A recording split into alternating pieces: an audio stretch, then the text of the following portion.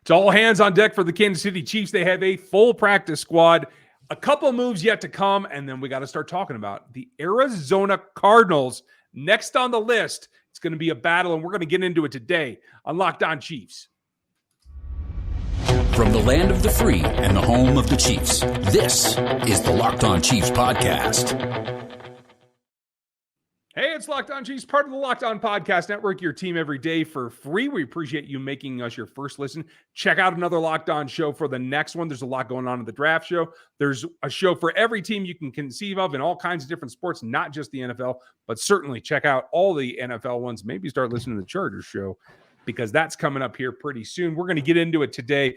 A couple of transactions, what it means, what we're still waiting on, and then a look at the Arizona Cardinals, what that matchup is going to be to start the season off. I'm Ryan Tracy, the founder of Rogue Analytics and Performance Consulting, RGR Football, and NFL 33. And Rogue APC is another place you can find him, which is because he's all over the place.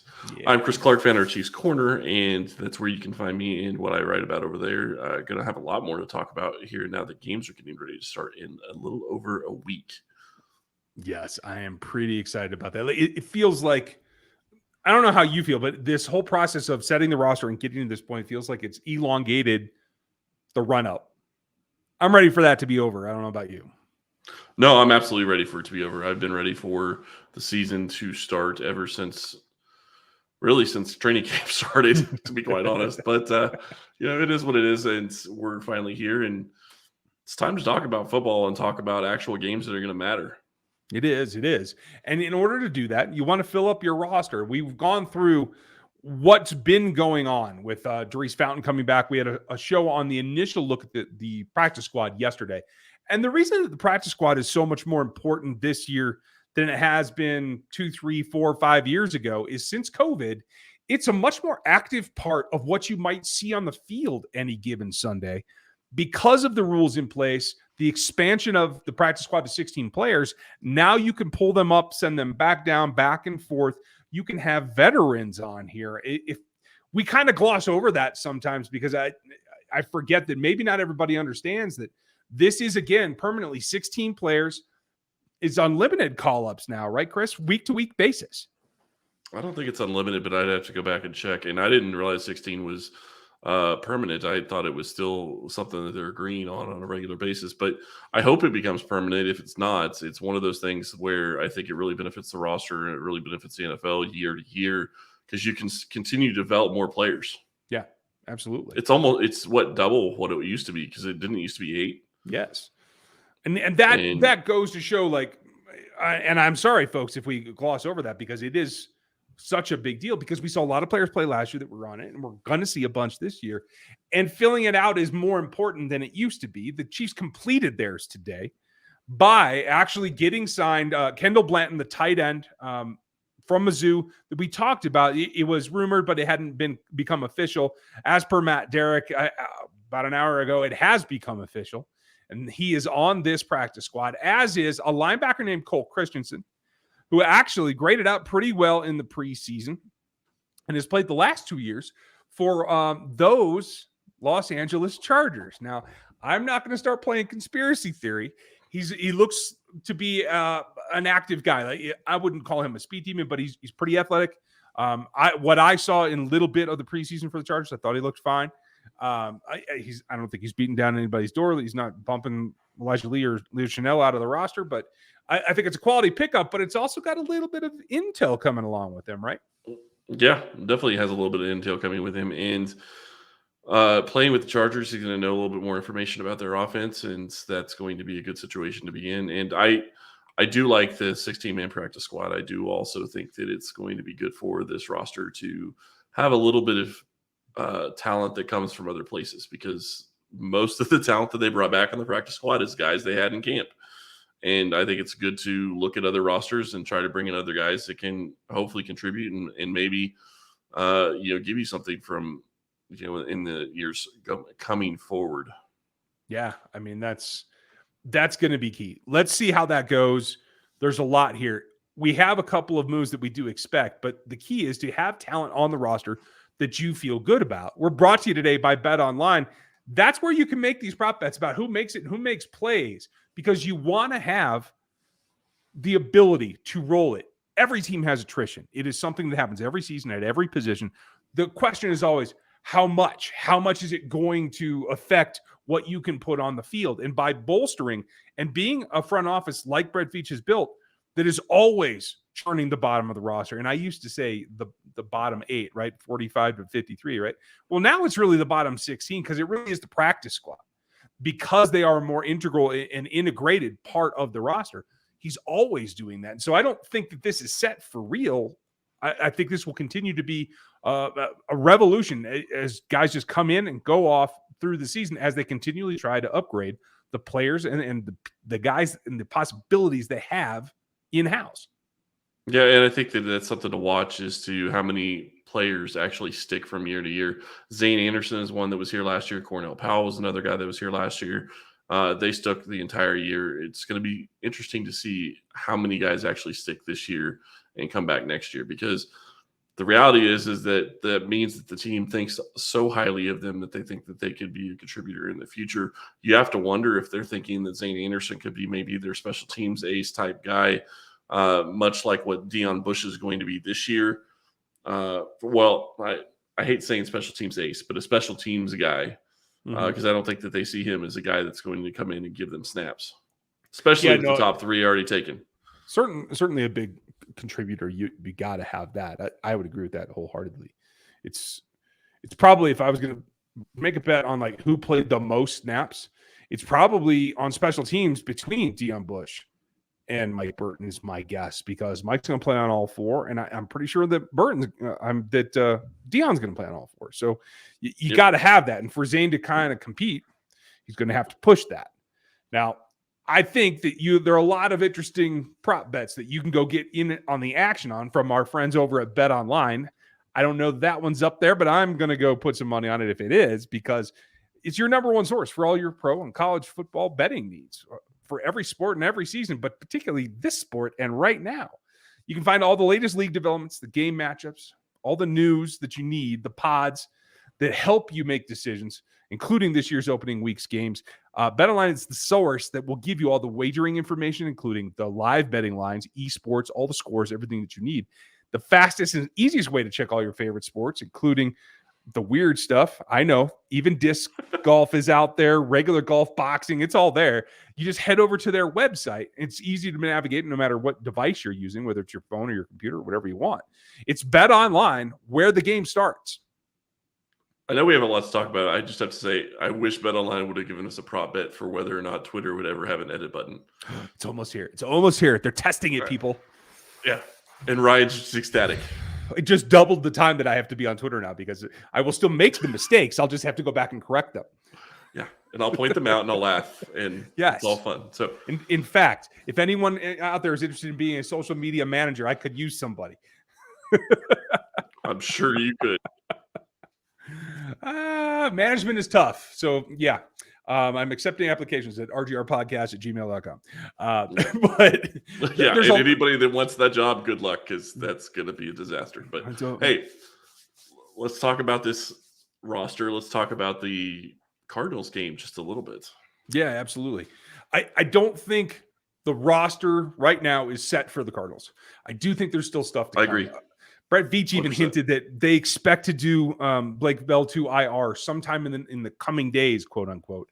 So if I know Brett Veach, it's either going to be Friday as we all go away for the weekend, or Monday as we all come back from the weekend. Kind of sneak all that stuff in. But it could also be the next Friday, because they don't have to do the move for a while. And that's the interesting part to me, is that they're waiting on that move. So I wonder if there's another move coming, or they're just scouring and trying to figure out if there's another person they want to bring in. And I'm not saying that it's going to be Elijah Lee coming up, or even anybody on the practice squad really could be coming up. It could be that they go and they get a whole nother player. It could be. I think that's the shorter straw. I think it's more likely that Elijah Lee it's a 1-for-1 kind of thing. But like you said, if you find another upgrade at another position, especially one that you think is in your 2 deep, in your top 44 players, like I think you got to go do that no matter what it is. Well, or you could be making a trade. I mean, that's the other part of it, is there could have been some other team that held on to players that they didn't really want to keep. Really? Did you really have to go say the T word? I did have to make it. I did have to Okay. say the T word. So no, all You know what's speculation going is to on happen. the table. You know what's going to happen. Both of us are out of town this weekend. I know exactly. Something is going to happen. That's just the way this works. So, and really quickly on that note, we are both going to be out of town this weekend, and we will not have a show on Monday because it is Labor Day. So, just to be clear on that, enjoy your holiday. Hopefully, it's labor free. Take a load off, we will be back on Tuesday. Absolutely, and we'll be ready to kick in the doors and start in on what the matchups are going to be, how they get off to a start. Because like right now, we can just take a kind of a 60,000 foot level look at the Arizona Cardinals. We're going to do that after the break here, but a couple of other things that I wouldn't mind seeing. This roster is still heavy on tackles, light on interior guys, and they're heavy on tackles that I'm not so confident in. Now, maybe Brett Veach is just doing the thing that he does when he totally disagrees with me and has confidence in a player that I don't. But you tell me, am I wrong, or is there still concern here at offensive tackle? No, I think there's definitely concern. I think you have to be concerned with what they have on the roster. And I would not be shocked to see a move, but I would kind of be surprised to see a move done at the tackle position just because they have so many guys. Obviously, if they do make a move and they're able to bring somebody in, one of those tackles is going to be gone. They're not going to keep 5, or they're not going to keep 6, but they could keep 5. That's crazy. That is just crazy. I mean, if I were an offensive tackle not named Orlando Brown or Andrew Wiley in this town, I would not be signing a long-term lease that extends after the season. That's all I'm going to say about that. Yeah. Well, and I will say this. I still think Tevin Jenkins is a possibility. Do you? Or think that it maybe not a possibility, but a guy that I would kick the tires on. Because I can't imagine Chicago really wanted to keep him, but they didn't also want to get rid of somebody that they had invested so much in. It would be my guess. Well, that's fair. And they're on a bad streak. Folks, Ryan Poles used to be an assistant here. He is now the GM in Chicago. Trey Koziel used to be one of the national scouts. He went with him. So a couple of Chiefs running the Bears. They just lost N'Keal Harry to an injury, another former number one. Like there's going to be a point of critical mass where you just have to take a look at the overall ability to win on the field this year and say, maybe we just don't got it. Let's take this asset in Tevin Jenkins that maybe people are still interested in and see what we can do with it. And you made a good point the other day that maybe Kansas City's not interested because Ryan Poles was here. Mm-hmm. And maybe that's possible. But for a 4th or 5th or 6th round pick, I mean, I would think that would be worth kicking the tires on a guy that a lot of people thought could be a really good first round tackle. And I understand Chicago doesn't think he fits, but Andy Heck, for all of the problems the Chiefs offensive line's had over the years, I think Andy Heck is a very good offensive line coach. And so I would trust Andy Heck if he would be interested in him. Yeah, I agree. We talked about Leatherwood. He did get claimed, so he's gone elsewhere. It would have been a similar situation. And I wouldn't have claimed Leatherwood. I would not either. Not with a first-round contract under his belt. No way. Right. But it does. You said something there about Jenkins that was reminding me of the Raiders because there's a lot of teams that have been stuck in this. And I just put a piece out on NFL 33, folks. Go get subbed over there. And if you're one of the paid subscribers, you get the full podcast / article thing. But the point is that some teams just have to cut bait. And the Raiders just did that with Trayvon Mullins. He was a 2nd round pick. They did give him up for like a 7th.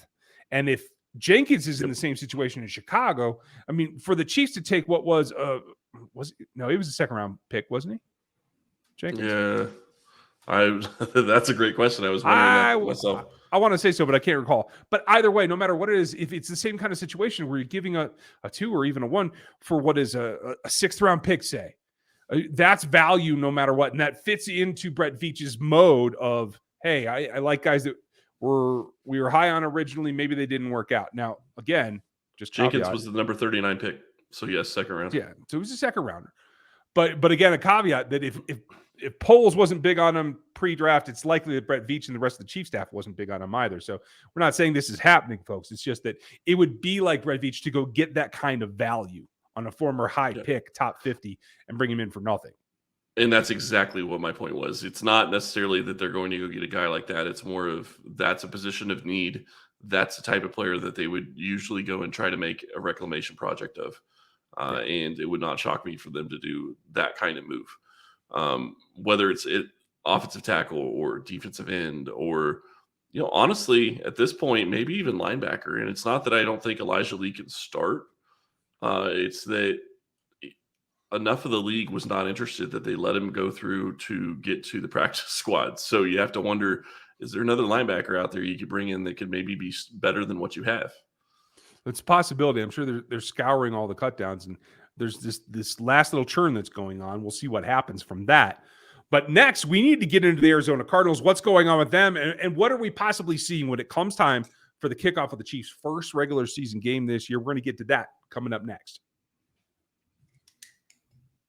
All right, Arizona Cardinals. They have a diminutive quarterback that had a very interesting offseason. I love it. He had a very interesting offseason.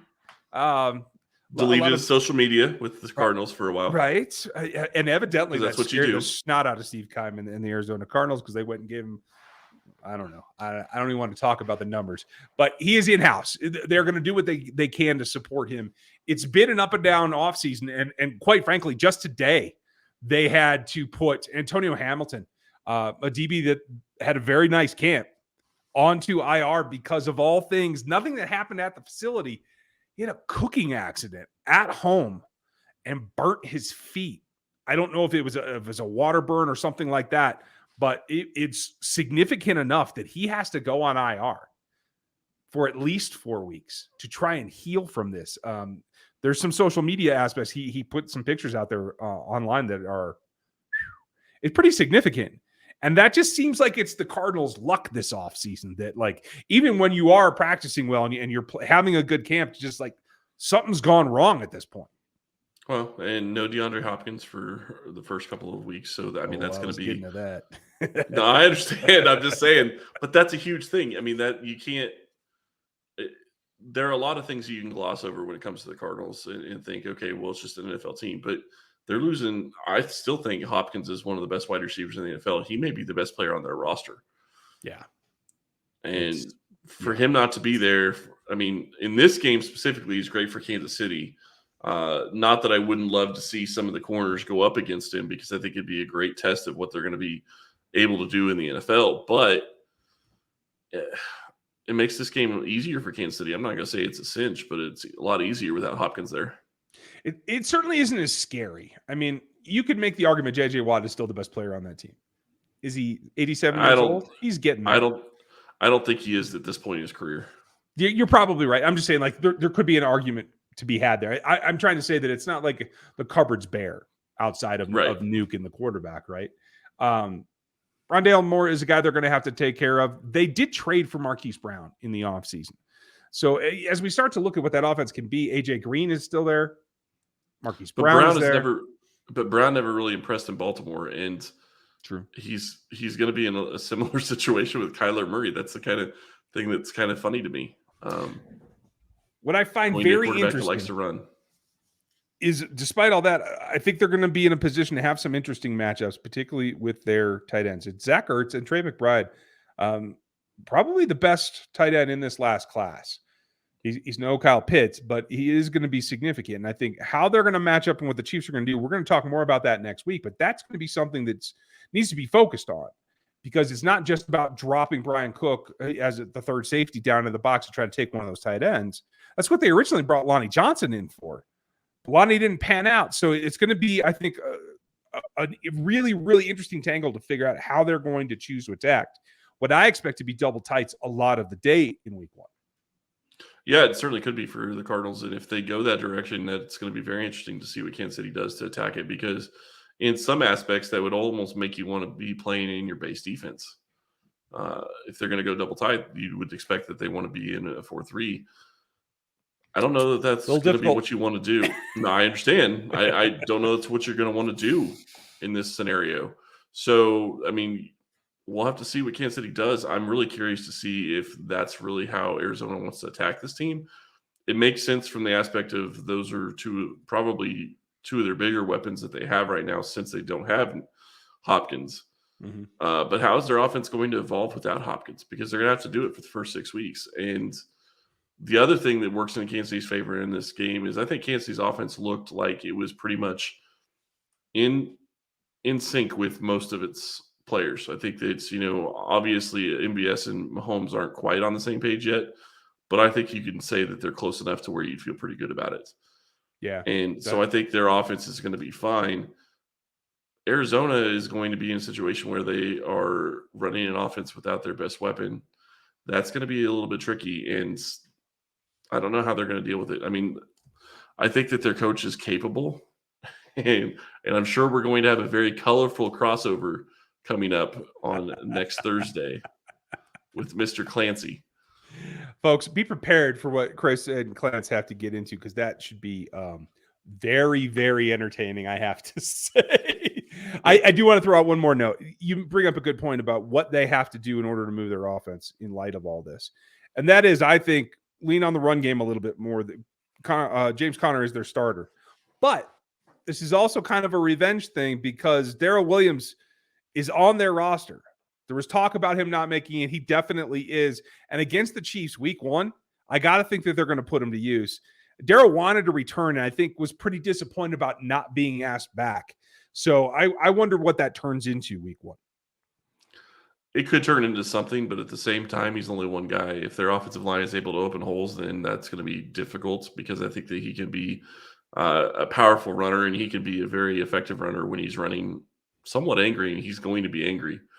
There's just no ifs, ands, or buts about it. So, but the thing I'm really looking forward to this week is to see, or this game is to see how Kansas City's defense really looks. If you go back and you look at the past couple of seasons, Kansas City's defenses look like crap the first couple of games. They just haven't looked good. This is a completely different defense than what they've had in the past. And they're in a situation where they didn't allow a single point in the preseason. Now, obviously, it's preseason. True. A lot of people aren't playing their QBs, which I'm sorry, I will never understand why you don't get your starting offense some snaps together in an actual game. I'll never get it. I'm happy Coach Reed does what he does. But let's see what the offense is able to do. And here's the other caveat I want to throw out. This is kind of off the topic from the Cardinals game. But watch around the league in opening week and maybe even in week 2.